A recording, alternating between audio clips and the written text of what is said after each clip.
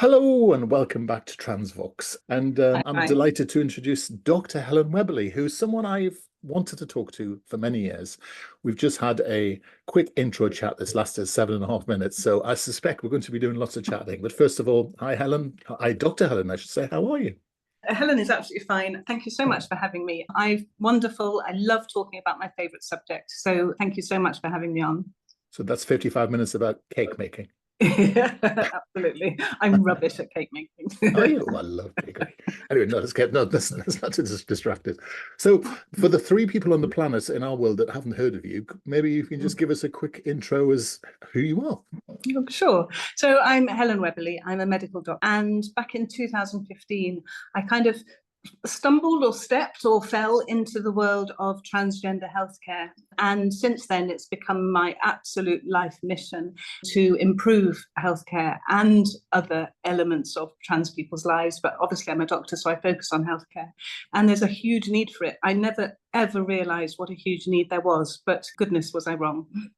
So what alerted you this back in 2015, 2012, whenever you first bumped into the subject? Because I'm not aware that you had anyone with trans experience in your world, but I may be wrong on that. So how did you first notice the need? Yes, I'm the kind of doctor that I hate inequality, unfairness. I worked a lot in sexual health, and when I was training, it was in the 80s and 90s when HIV was becoming, really paramount, and sexually transmitted infections after that. So I worked a lot with that and saw a lot of discrimination there, obviously, against homosexual men in particular, and also, drug users and women in the sex industry. And I just hate it. I hate inequality. And then I was working in a GP practice up in a small valley in Wales, and I suppose that was my kind of, I don't expect it was, but it felt like my first transgender patient. And she was a mature lady who'd never really been able to acknowledge her identity. It was always very hidden. And she asked me to help her, and I had no idea about it, no training, no experience, nothing. And so I looked into what to do, and what I was supposed to do was refer her to a clinic in London where she would have to get the train kind of wearing a dress. She'd never got the train out of Wales, and never mind to go to a clinic in London. And so I said, well, don't worry, I'll do it. I'm a doctor. I'm sure I can look this up and learn how to do it.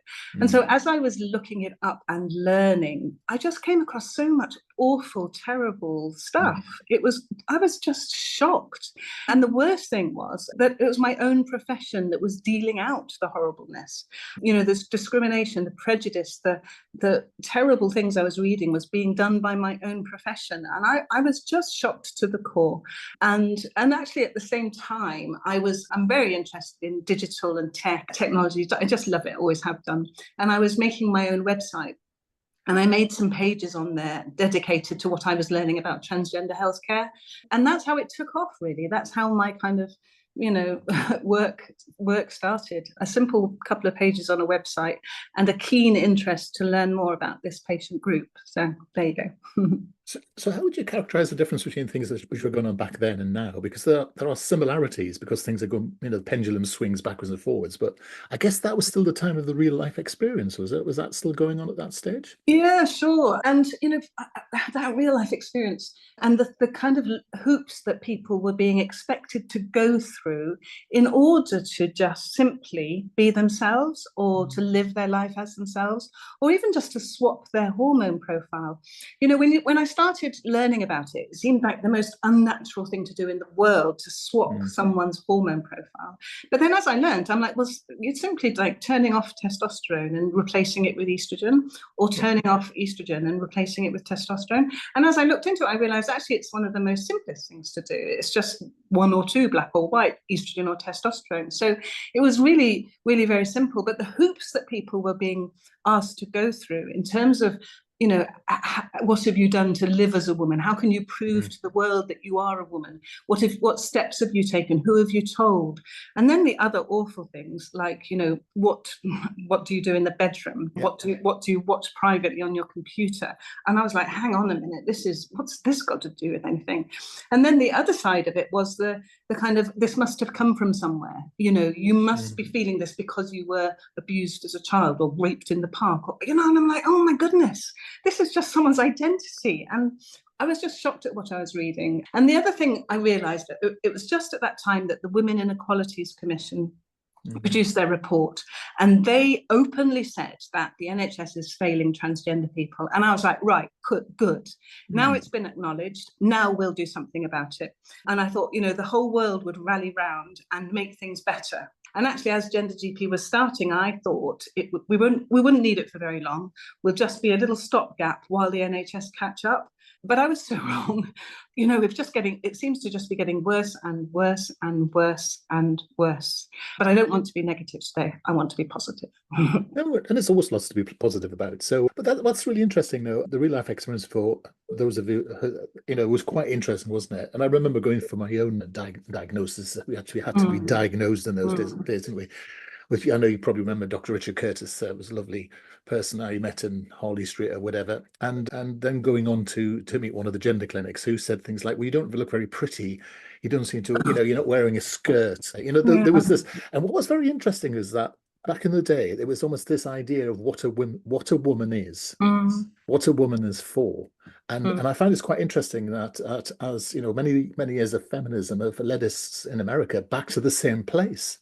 Because actually, in Scotland, I think at the moment they're debating what a woman is, and in America they're just deciding that a woman is for a certain thing.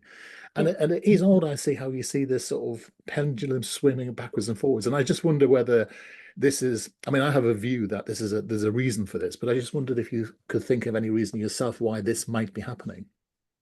Well, it's interesting. I was reading about the Scottish, the Supreme Court this morning, and I was just thinking, my goodness, this just sounds like the olden days when, should we allow the woman to vote?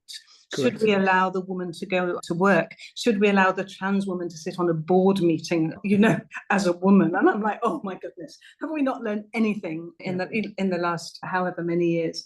And I actually feel really sad. I feel, if we were talking about, for example, Black people have fought for so many years for equality, and then and we're still not quite there, but we're better. And what if then Black people started being unequal to brown people or people from a different colour to them? And that's what's happening at the moment. Women fought for equality, and now those women themselves are fighting against equality. And I just think it's really unfair to those women in the past who really did put up a big fight for equality, and now it's being abused. I feel really, really sad about that. I mean, I understand part of their argument. I mean, they fought very hard for many, many years to have this term woman to be something, to stand for something, to mean something, to be a source. The narrative's right, the source of power, the gathering point for a whole community. And that's right. The bit I don't understand, well, I do understand, but the bit I don't agree with is the fact that trans women would be any less passionate about women's rights, because actually, as an cis man, of course, I've lost my white male privilege, and I see it. I really do see it. And there's sort of, the hierarchies in all organizations and wherever you are, and you have men at the top, women somewhere else, and then you have sort of trans people under those if you're lucky enough to get in the room.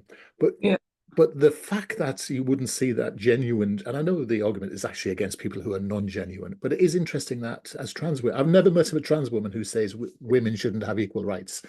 We are much more on the cause of feminism than people really understand, I don't think. Well, I think if you talk to young people, and the modern generations are going to be so much better. I almost can't wait for them to be the ones in absolute power, if you like. But if you speak to the younger generations, they're like, well, it doesn't bloody matter. Does it matter? Man, woman, trans woman, non-binary person, it doesn't matter. We're just people. We're just people. And whatever our identity is, whatever our body organs are, we're just equal. And maybe we made a very, very big mistake many, many years ago by segregating gender or even making this thing called gender. We're just people. We're just people. And actually, all people have hormones. And those hormone profiles sometimes aren't quite right for how you feel and how you want to live your life and how you want your body to look in the mirror for you and to the outside world. And what's wrong with that? Nothing. So I do sometimes feel I wish we hadn't done that whole gender thing, and then we wouldn't be in such a pickle. And then I spend a lot of time in Spain, and then Spanish language is one of those ones where they have male and female cups and plates and knives and forks, and I'm like, oh goodness, we've got the male plate a and long the way female car. to go. I know, to undo that, we've got a long way to go, but I wish we'd never started it in the first place. We didn't need to. But it's an interesting point you make there, you see. So as a psychologist, I absolutely completely understand and get the idea of identity. And you can talk to the most rabid anti-trans person and they understand identity. What they don't conflate is the idea that, and they understand gender identity. What they don't understand is gender identity as linked to trans people. I think the argument's right. I just don't think we've made the argument well enough that people link the two things together. But if we're sort of characterizing this biology or sex on one side and identity on the other side, even the biology is complicated, isn't it? And I think this is the thing that people don't understand. You know, a man is a man, a woman's a woman. Well, yeah, yes, but is this thing you have to say on biology, because there's chromosomes, there's hormones, there's the whole intersex argument as well. I wonder if you can take us through a little bit of that, if you wouldn't mind. Well, you've only got to have, I mean, I'm a mother and I've got two sons, and they have the same chromosome. They both come from the same two parents, and they are completely different, you know, and I don't want to say one is more masculine than the other, or you know, but they're so totally different. So what does that say about us? You know, and we classify people with as XY or XX, or sometimes the X's and the Y's get a little bit mixed up and aren't quite, you know, standard, if you like. But personality, identity, the way that your brain thinks and feels, the way that you view the world, the way that you want to be viewed in the world is so independent of just simply your chromosomes. And that's what we've got to understand. And I think, you know, Gillian, sometimes people just use it as an excuse because they can't fight that argument that I've just kind of explained. So they're like, no, we have to go back to XX or XY, and there's nothing else than that. And I'm like, in my brain, I don't say it out loud, but in my brain, I'm like, it's not a very intelligent argument, actually. You know, let's just be a little bit more progressive and expansive when we think about that kind of what you're trying to excuse this as. Do you know what I mean? I do, and I think it comes into things like the boxer and the footballer and the sports people who are biologically female, but their social identity looks male. And that's the thing, is that categorization is that thing about what people appear as, which is quite interesting, isn't it? And it always brings you back to some of the sort of race theory about the fact that, you know, I mean, it's getting contentious now, but we're talking about real men and real women. And the idea is that white men are the best, you know, black men and black women are not the best. And so therefore black women are, you know, are seen to be lower down the pecking order, and Asian men are seen to be the least manly of all the men. So that people, when you start talking about that, they recognize that these are all biologically male, but actually that people are inferior or superior based on their social standing. And I find that quite interesting, and as a way of being able to explain the difference between biology and identity. And people get that because some of the most bigoted, and I deal probably a lot more with bigoted men than bigoted women, to be fair, but bigoted men get that. They really do understand this, that I'm better than them. I'm a better man than you are. And you say, well, what is it that makes that man less good than you? Oh, well, they're more of a girl than I am. Oh, so there is a thing as a girl that's not biological. And then the wheels start to come off. And I do think that the debate is right. I do think the terminology is right. I just don't think we've made the argument that well. And I think we've done that thing where we've assumed the argument was made well. And what we discovered is that the argument hasn't been, because the argument is stripped away, hasn't it? And been, and I wonder why that is. Yeah, I think you're right. You know, when you start unpicking it, it doesn't work. You can't put everybody in that category, in that box. It doesn't fit. And then people are like, well, we're not breaking it now. You know, there's no better solution. And I'm like, well, there probably is a better solution, and we just need to come together to find it. But actually, what we shouldn't forget is that everybody, regardless of their sex or their gender or their level of ability or where they come from or the religion that they have, you know, those protected characteristics which we should be on a big placard in all of our lives. We should not forget about the beauty of diversity and the need for equality. And I think those two fundamental things, once you understand that diversity is beautiful, And we don't all want to be the same. We don't want to be that white male cisgender heterosexual person that you were just talking about. We don't all want to be that. I definitely don't want to be that. And then when we understand that people are beautifully diverse and beautifully different, and then and everybody is equal, and everybody should have the equal opportunity to live their life to the absolute fullest. And when they go to their grave, they should be able to look back and say, I had the best life I could possibly have had. Now, what's wrong with everybody aiming for that and aiming for that for everybody else, and then helping people to achieve that? It sounds simple, but I just wish we could get on that together. Well, I violently agree with your second half of your statement, but can I take exception to the first bit? And I wonder whether, sorry, not exception, I just wonder we could debate the first bit. You see, I'm a bit more worried about diversity. And there's a couple of reasons for that. One, which is diversity has become a tick box exercise. And it's been one of those things where the haves have lost. And I think over the course, what's happened is people have been tick box into diversity. No one's really made the link of why diversity is important. We just talk about diversity as being, we should have this wonderful thing called diversity, and everybody who's losing out because of that diversity. I mean, we forget that the reason for diversity is to create conflict and innovation and change. That's what diversity gives you in an organization. And it's never measured, which is why lots of EDI programs fail, because there's no impact from them. So that's the first thing. The second thing is we've got this whole thing in psychology, as you know, about in-groups and out-groups. As soon as you have people who are coming in from one group to another, if people haven't got the skills or ability to handle that, then actually they see out-groups as threats. And so the reason for bringing like untrammeled diversity through the sort of socialite fabric was bound to create conflict without the ability to actually get that benefit that came from it. I know we might be into philosophy here rather than psychology, but I just wonder whether the roots of actually making change today is to recognize that it's not obvious that just because you're different you should be accepted. I don't think that's handy.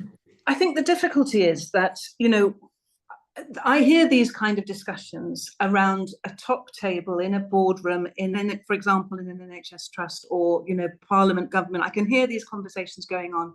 But actually what we need to do is translate it to the average person who is going about their average day in the street, at work, in the shops, in the pub, and in restaurants and cafes. And those are the people that we need to I feel, direct the level of conversation to. So although that level that you were discussing just now, I totally understand what you're saying. But I almost feel we need to go back down a little bit to just understanding that everybody is different, everybody is beautiful, and that there are minority groups, if you like, and they have been kind of, as I said, labelled by the Equality Act, and that we should be just aiming for embracing everybody as who they are.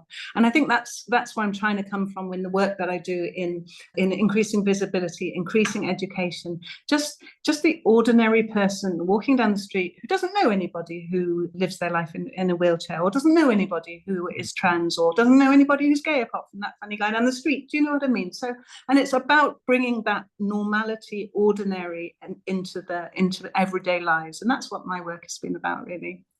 And we both agree. It's just how we get there. You see, my view is that you have to have leaders. You have to shape the world. You have to shape the community. You have to have people that build a framework to allow that to happen. And I think we didn't do that. And what's happened is, as soon as someone's come along and knocked us sort of, the gentle, decent, lets everybody, actually, strangely enough, the sort of old white club, we're all part of the club, let's all look after each other. That's gone now. And what we ended up with is this slightly dog eat dog sort of thing. But you're right. I mean, it is a sort of there's two things that always make me smile when when we're talking to groups of people. First is that the perceptions of trans people are very different once you've met one.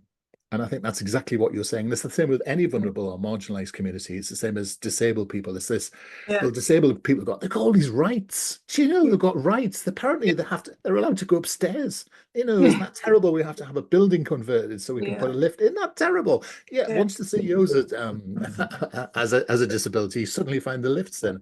And I think you're right it's about how you accommodate those minorities or vulnerable communities and make it work. But for a start, we've got to stop them being vulnerable. And I think that's one of the challenges. And some of that comes out of the community, doesn't it? And I don't know whether we are A, a community, or B, cohesive enough to stop fighting with each other and actually start figuring out where the real problems fit. Well, you said two words there which are very passionate to me, which is the community and the vulnerability. And I'm going to come back to that in just a second. But the other thing that I'll write them down so you don't forget. Okay, good idea. Very good idea with me. The other thing that you said was just about, some people feel they've never met a trans person. And so I have people in our extended family, so, parents of boyfriends or whatever, extended people who still don't quite get it. They know that Helen works in this field, and they know that Helen's very immediate family really understands it really, really well. But the slightly extended family and they would never be disrespectful to me about that. But I know when I'm not there, there's always those discussions go on, really, the kind of discussions. And so we did some work recently with GenderGP, and we asked some trans people to come along and just share their story on video, just to be themselves and tell the world about themselves, about their journey. So these people look ordinary. They're on our website, and if you're listening, thank you so much for the work you did, because it's just amazing. Brings tears to my eyes every time I watch them. So these are just ordinary people. And I said to one of my extended family members, I was like, this person was born a girl. And they were like, no. And I'm like, no. This person, for all intents and purposes, and I'll use that common language. I know, exactly. This person was born a girl, vagina, womb, ovaries, girl. And they were just like, you joke? And I'm not joking. This is a trans person. And I think that's, when we talk about that vulnerability, when we see people that, when you think of trans people, sometimes people portray them as, blue hair and maybe scars on their arms because they've had a terrible life. And it's that portrayal of that vulnerability, which, I feel tragically sad that those people had to cut their arms, but that is not what we're aiming for with ordinary, normal trans people who've had the opportunity to live their life as them. And I think, showing people ordinary trans people is really, really, really important. They're not scary, they're just beautiful people like everybody else. And I think if we portray this vulnerability, and if you see, NHS protocols and, workplace protocols, education protocols, protect the vulnerable. And I'm like, they're not, maybe some of them are vulnerable. Yeah. And maybe some cis people are vulnerable, and maybe some heterosexual people and homosexual people and black people and white people are vulnerable. But don't label trans people as vulnerable. But there may be some that are vulnerable, but it's not because they're trans. It's because the world doesn't yet accept trans people fully. And the other... Can I jump in there? Because I think that's quite interesting. Sure. Two things. One, which is that we have this image of trans people, usually, as you say, trans women. And I think we forget that actually I think the majority now is trans masc. And there isn't the fuss about that. There isn't. I know the feminists just say they're misguided, and that's just an even more hateful argument than anything else, really. But we forget that, and we also forget the non-binary community as well. And we'll come back to non-binary issues in a little while if you don't mind. Sure. But I think that's really important to say. And I like what you're saying there. I always say that we're not vulnerable, we're not special, we're a minority community, and that's a different thing. And I think we have to be careful not to characterize ourselves as a vulnerable community. We are a minority community, and that's it. And some of us are, loud, antsy, and, not the slightest bit vulnerable. And as you say, some people are, but we don't want to be special. I mean, I just want to live a life, have a great relationship, go on holidays, eat cake, the usual sorts of things that we all do. Sorry, it's usually cherry pie, these conversations revolve around, but today it's cake. But I mean, you must have met hundreds and hundreds and hundreds of trans people. I mean, how they're just like that, aren't they? Just want to live a normal life, I'm guessing. They just, well, don't we all? And that's the thing. We just all want to live our best life. And, to persecute or be prejudiced or biased towards somebody because of their identity, if you do it for long enough, they hurt inside. And when you hurt inside, your mental health suffers, and your psychological health suffers, and your social ability suffers. And eventually it just goes down and down. And so the people that we see who have poor mental health or can't, integrate into social society in the way that they've had the ability to do, it's because they've been battered for so long, ignored for so long, suppressed for so long. And we've really got to stop that happening. And then, I'm just going to say this quickly and move on because I hate it. It's like, okay, you don't qualify for treatment if you're not distressed. But then when you get distressed, you're not allowed treatment. I'm not going to say any more about it because I could go on forever and I don't want to be negative, but OMG is all I can say about that. I think the best rebuttal of that is that the CAS report was saying something along the lines of, we suspect the evidence because people are too happy having transitioned.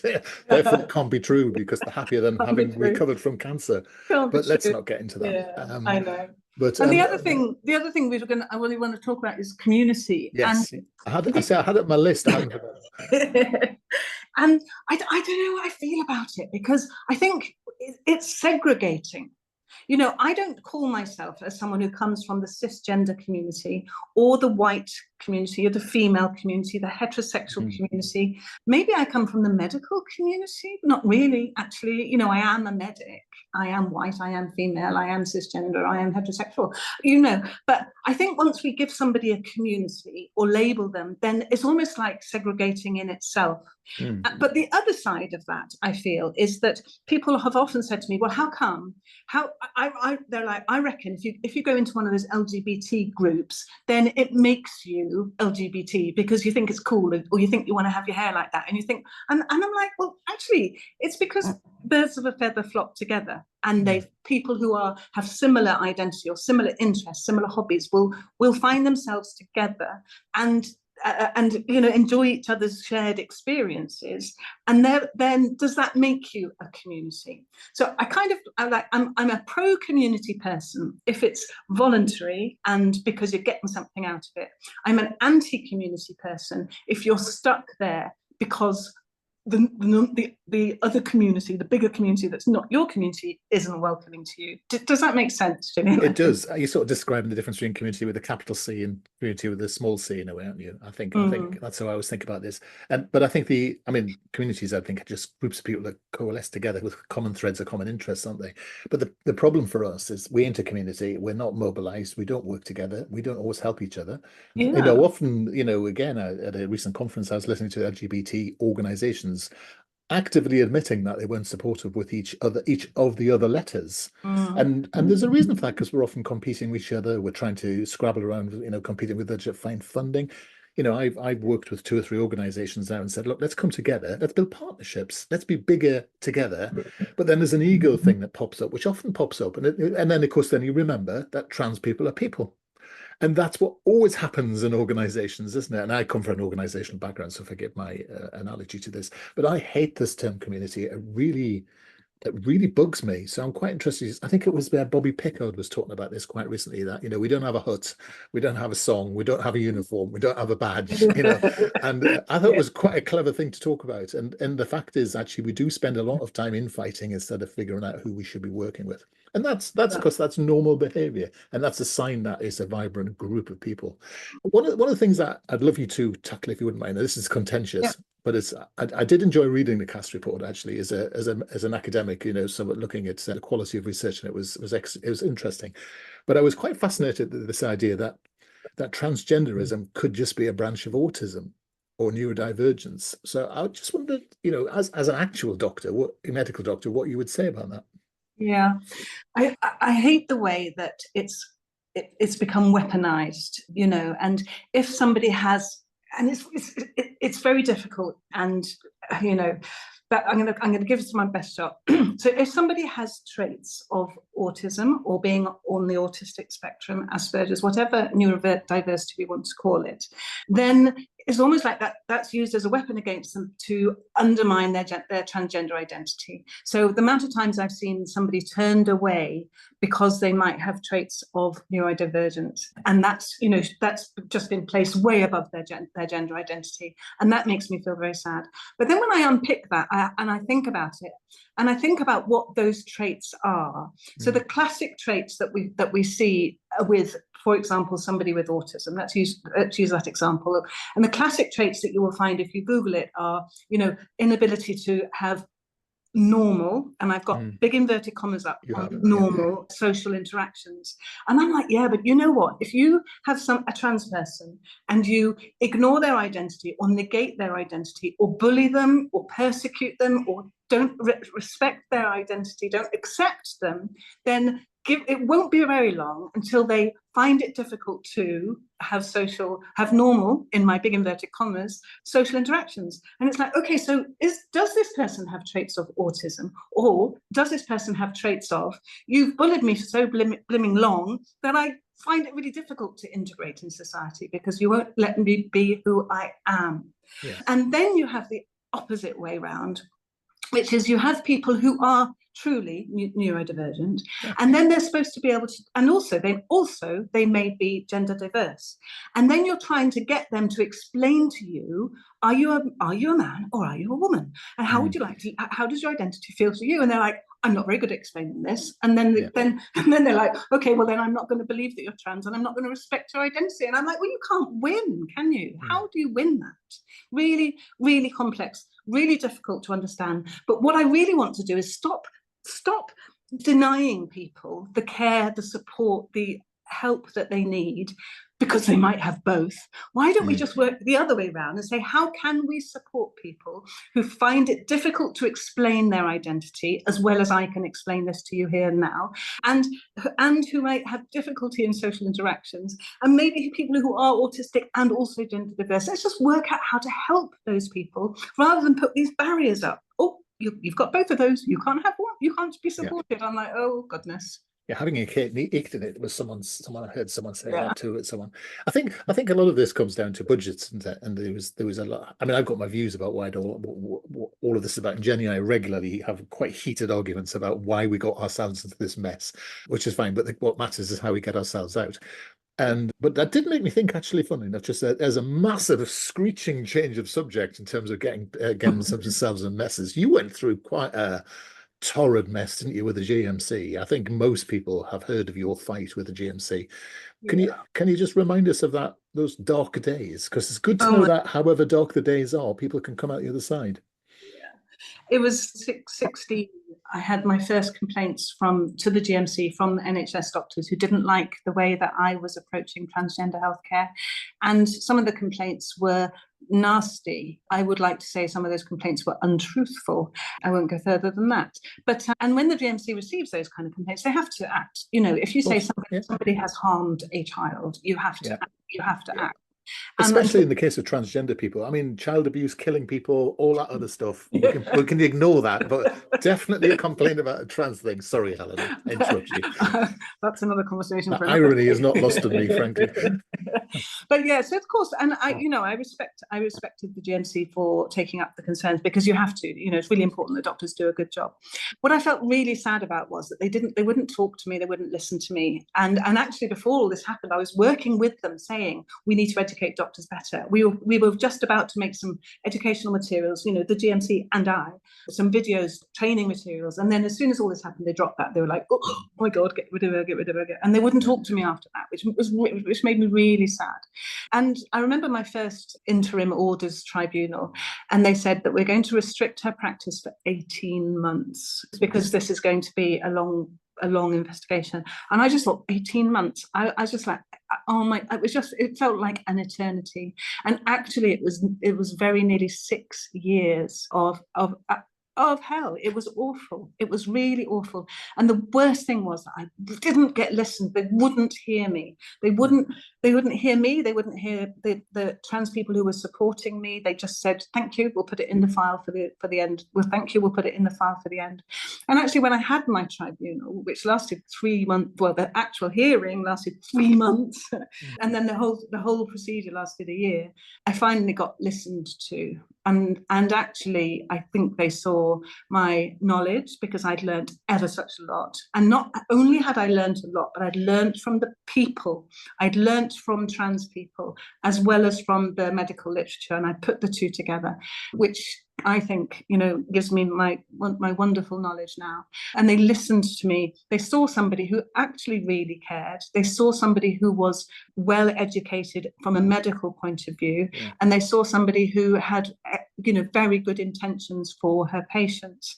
Maybe she did it differently to the way that the NHS doctors did it, but they understood that I did it the same as the other doctors from America, you know, the proper, as I would say, proper transgender healthcare doctors doctors, not the ones that the NHS were trying to compare me to. And I got heard and I got listened to. But then really sadly, right at the end, they just threw in this curved ball and said, well, actually, we're still, I don't know why they did it. They said they're still going to kind of say that I did a bad job anyway on this one point for this fertility in patient C. And I just knew that the press, the media, the baddies, the haters, they would just pick up on that one thing. They wouldn't look at the whole picture. They would just pick up on that one thing. So I had to go back and fight it again in the high courts. And you never know what kind of judge you're going to get, you know, and I've been in front of a few judges, but that final judge, if I met him in the street, I'd hug him tomorrow, definitely. You know, he listened, he understood, and he gave a very fair judgment, which so after now we're talking kind of 6.5, 7 years, I was vindicated. And it was really hard. It was hell. It was very expensive. It was hard on the family, hard on me. But I knew I was right, and I knew I had to win because of the people that were relying on it. And that was what was really important to me. Adult trans people, but mostly, you know what, those children, those trans children, they really important to me. Yeah, quite right. And does that mean you can work in the UK now as a licensed GP, or what's the situation for you? The trouble is, Gillian, when you've been out for 6 years, medicine moves on. And so actually when at the end of it, and I was like, okay, well, I could go back to work now. Nobody wants a doctor who has been out for so long. B, nobody really wants a doctor that's got that history around their neck. And C, you do become unskilled. So I'm not unskilled in my favourite subject in the world, which is transgender healthcare. But ask me how to do blood pressure, and I've kind of really forgotten. So I've kind of hung up my medical license, if you like, and I'm going to focus on a wider job. So rather than treating patients individually, I want to focus on education, visibility, and equality for the rest of my kind of professional life. That's interesting. My aim. And obviously, GenderGP still carries on. I mean, that's had its own rocky road as well. How would you describe its progress over the last 2 or 3 years? Yeah, I mean, GenderGP's always has a rocky road. I think there's so many people who would have loved to see GenderGP go down, you know, and we know what kind of people those are. They still would love to see it go down, I'm sure. But GenderGP has supported tens and tens and tens and tens of thousands of people throughout their transition. I was going to say I've lost count or become used to the fact that so many people say that I, via GenderGP, saved their life.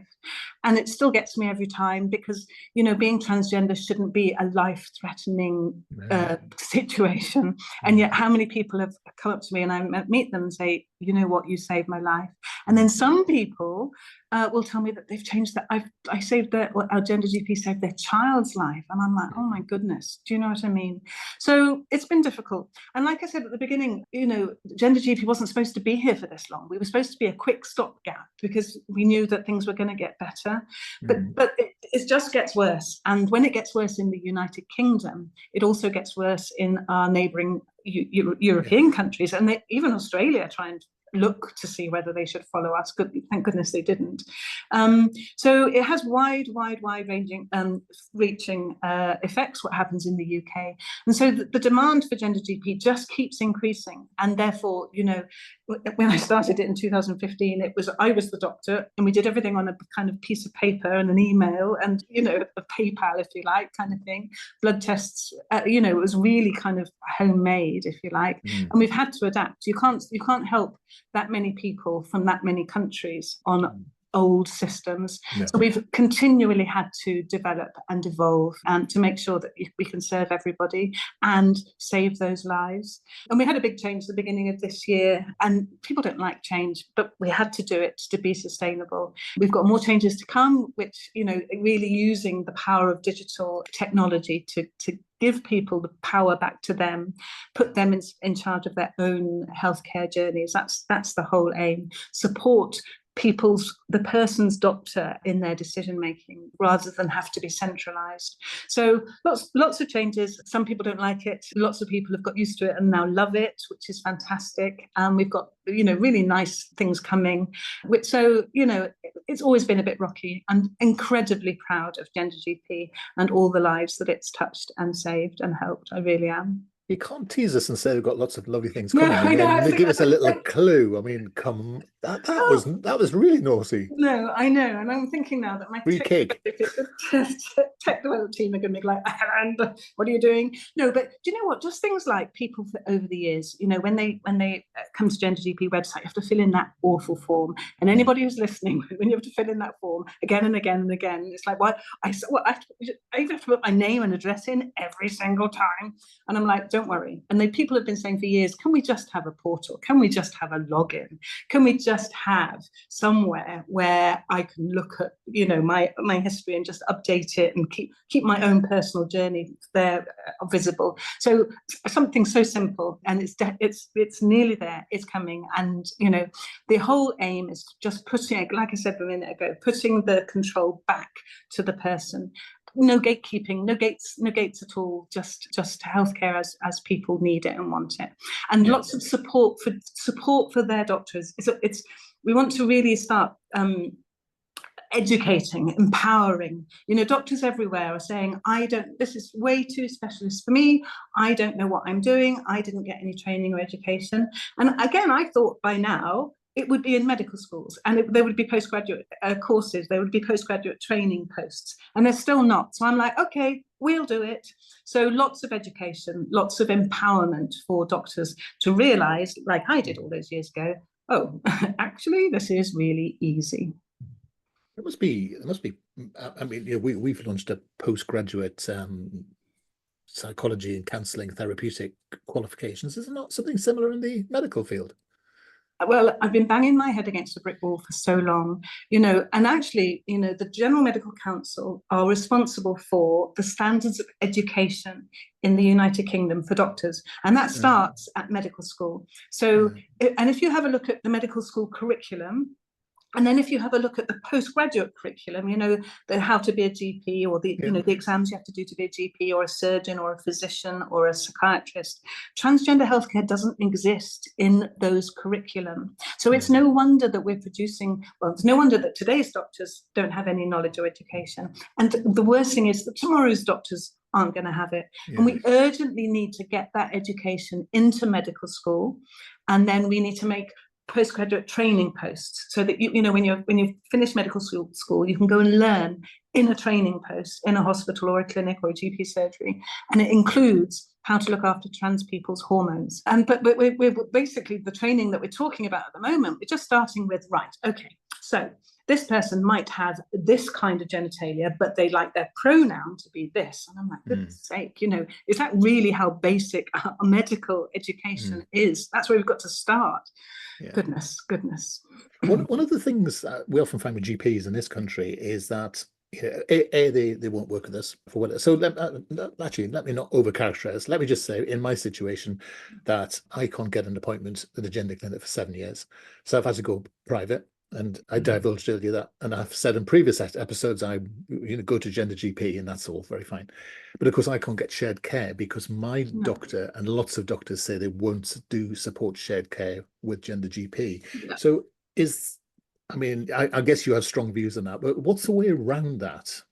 Yeah, I mean, it's funny, when I started GenderGP, I knew that I needed to put things like shared care in place, and actually then it becomes weaponized, and it's become weaponized. Right. And so, which I think is really tragic. I mean, what we should be the situation should be is GP acknowledges that they don't have the skills or knowledge currently to treat their trans person. So they've got two options: either go and get the skills and knowledge, or work with someone who does have the skills and knowledge, which is what shared care, but that got weaponized, because not helping your trans person is not an option.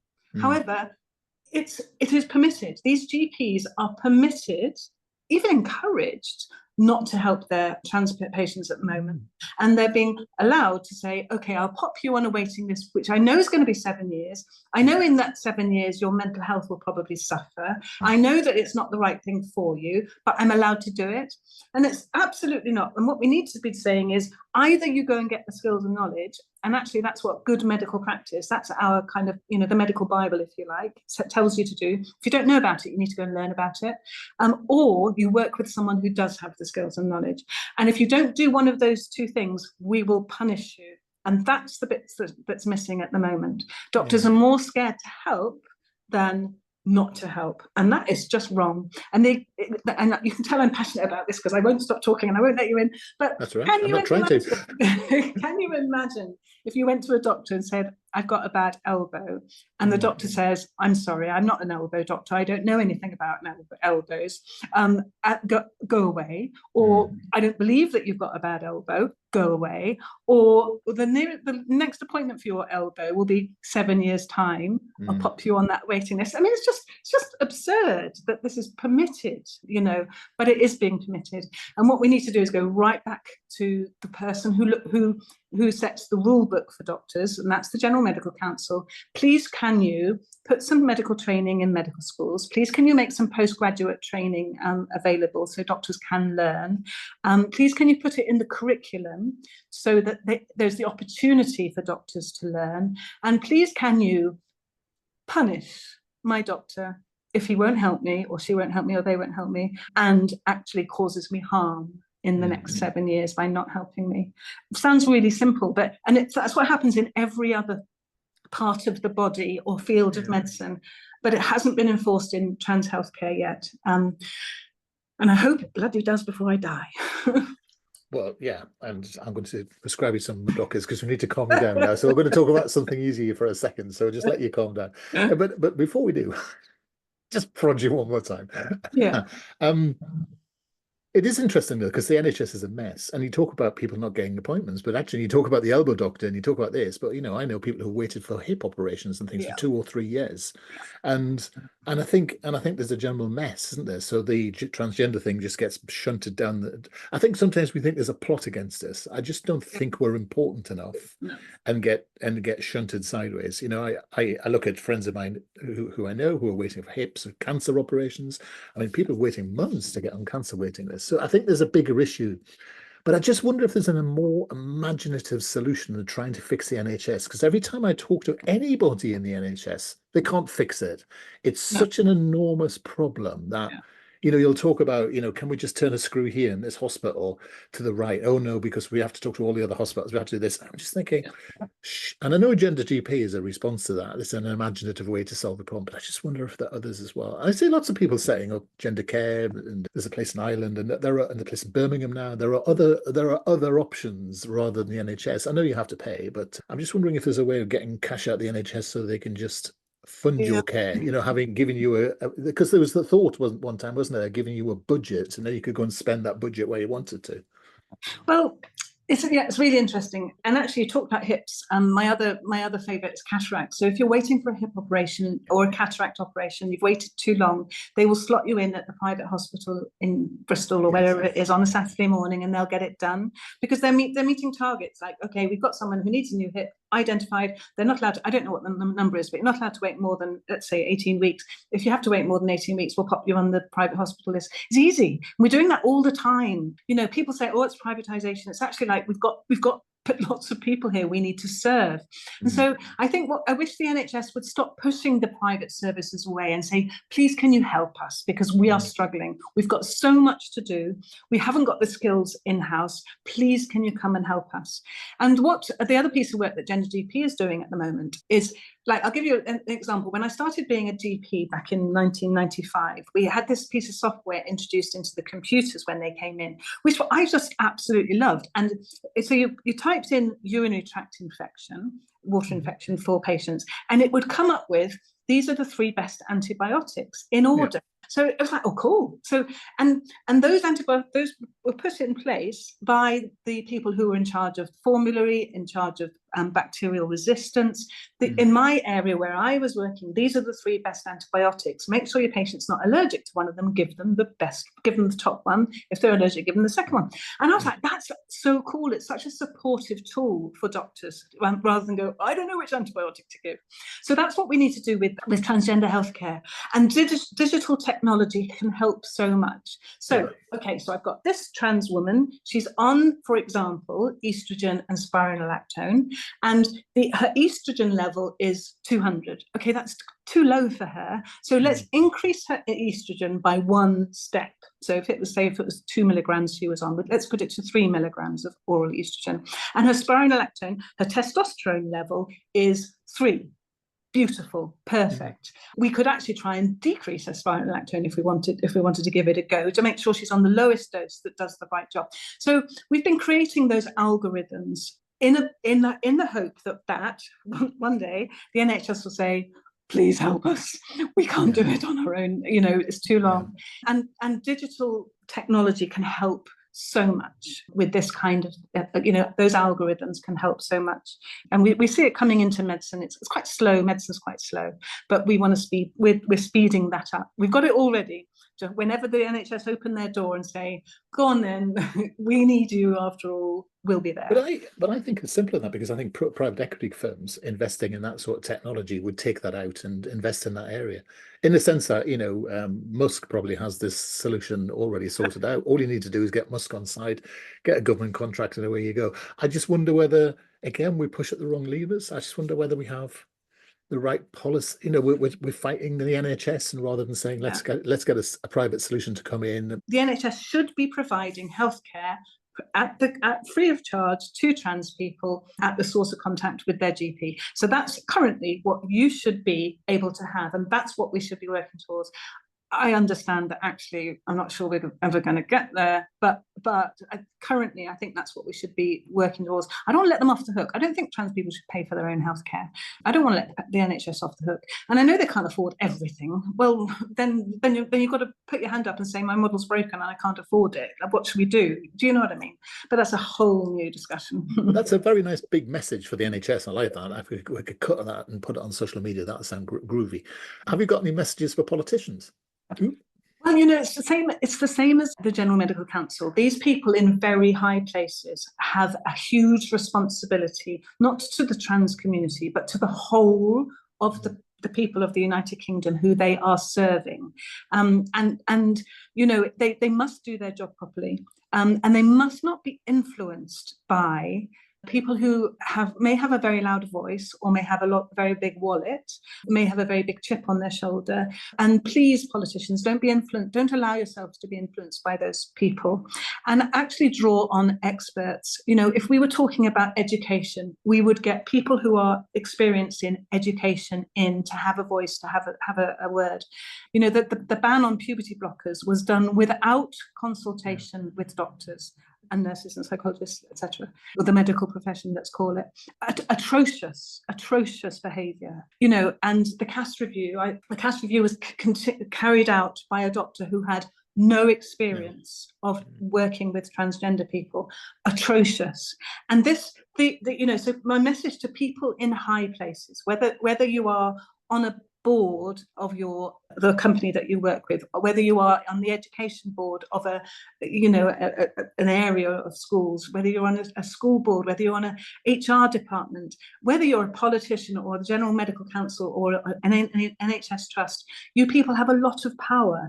So please use your power wisely and be guided by experts and not by political or social tittle tattle, because that's what it is. Otherwise you're going to fall down. You will be eventually held accountable for the wrong that you do. And it's also very interesting, isn't it? Because if you look at the wider community, we're back in the word community again, because no better word, but if we put all the letters together and say LGBT, the whole lot, and you talk about that grouping of people. If you looked at the impact that group of people bring in the world, including trans people, I mean, without it, that group of people, IT would be decimated. Without that group of people, soft power that comes from the arts and the humanities and education would be completely decimated. Some of our most impactful work as a UK economy comes from this whole group of people. And I don't think we think widely enough about the LGBTQIA plus side of it as well, because we do talk about trans a lot, and that's fine. We're sometimes quite uneasy bedfellows with that. But I don't think we talk enough about what a fantastic community we are, how resourceful we are, how committed we are, if we redefine ourselves as having impact rather than needs all the time. I think that's that's a message for the trans community and all of us. But no one's here to listen to me burble on. What's your message for the trans community? I think my message to the trans community is that I have never worked with a nicer, happier, better group of patients. If I put my doctor's hat on for a minute, in my whole of my career, I've absolutely loved the people that I've met, that I've worked with. So undemanding, so humble, so thankful. And in many ways, I feel sad that you have to be humble and so grateful for the tiniest bit of love or care that you're offered, and so undemanding. And I'm sorry that you're so undemanding. I want you to be more demanding and get what you deserve and get what you should have. But honestly, I've never worked with a better group of people. It really made the end of my career absolutely so rewarding.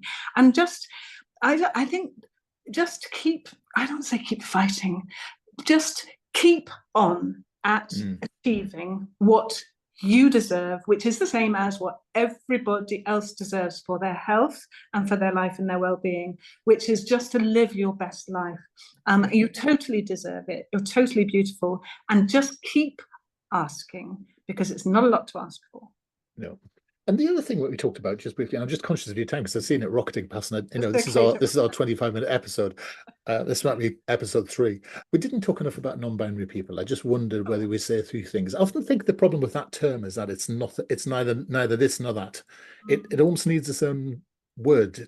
The wordsmiths need to create something, I think, there. I just wonder what your thoughts are on non-binary issues, because I think they have a really awful place, because at least we get victimized and abused and don't get any treatment, but they're sort of invisible, aren't they? And it just strikes me that we need to raise the temperature on that for those people as well.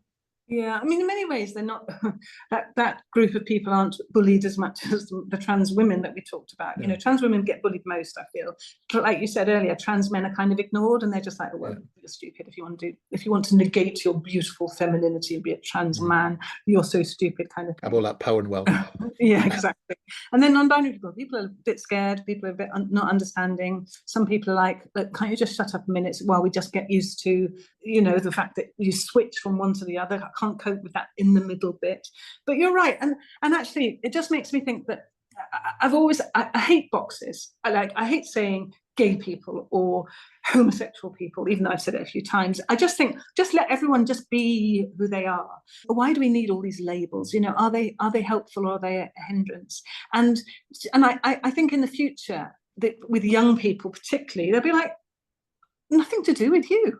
Just let me be. I don't need to tell you whether I'm male or female or non-binary or both or somewhere in the middle, or tomorrow I'm going to feel slightly different to the way I do today. Just absolutely nothing to do with you, kind of thing. And I'm looking forward to that time.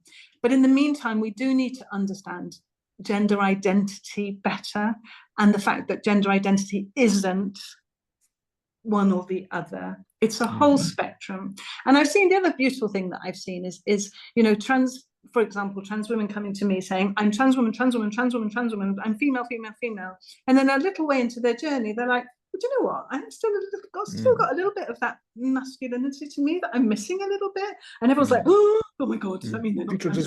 Oh my God. But it's like, no, it's just a little bit further down the spectrum. And then in a few months' time, you might feel a little bit differently. What's wrong with that? Yeah. Nothing.